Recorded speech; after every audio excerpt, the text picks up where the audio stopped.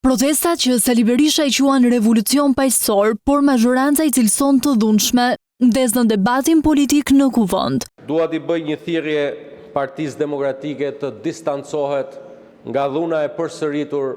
Akuzave të mazhorancës për tentativë të vrasjes së policisë, Sali Berisha ju përgjigj me pretendimet për sulme me plumba gome ndaj pjesëmarrësve. I gjujtet me snajper protestuesit. Kryedemokrati mohoi akuzat për dhunë ndaj policisë duke pretenduar se nuk pati as policë të dëmtuar. Asnjë. Nxjerrni një gërvishtje, nxjerrni një plagosur, gënjeshtar. Rinia shqiptare është zgjuar, do t'u fshin ju. Këta janë në panik të tmerrshëm.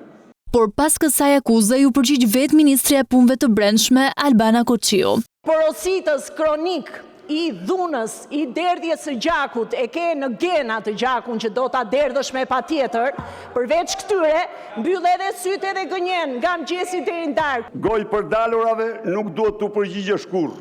Nuk i them turp se turprohet fjala turp me te. Debati u zhvendos edhe tek 21 janari. Në të vërtet nuk ka ekzistuar kurrë një grup zjarri.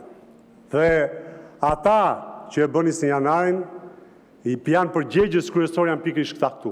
Hajduti më i madh i historisë matit që nga koha e Skënderbeut gjerë sot. Imuniteti i zëvendës kryeministres ishte një tjetër temë që shkaktoi debate mes opozitës dhe mazhorancës. Justifikimi juaj për gjykatën kushtetuese ka rënë? Për këtë çështje Sali Berisha e tejkaloi etikën. Më falni, në pamjet parë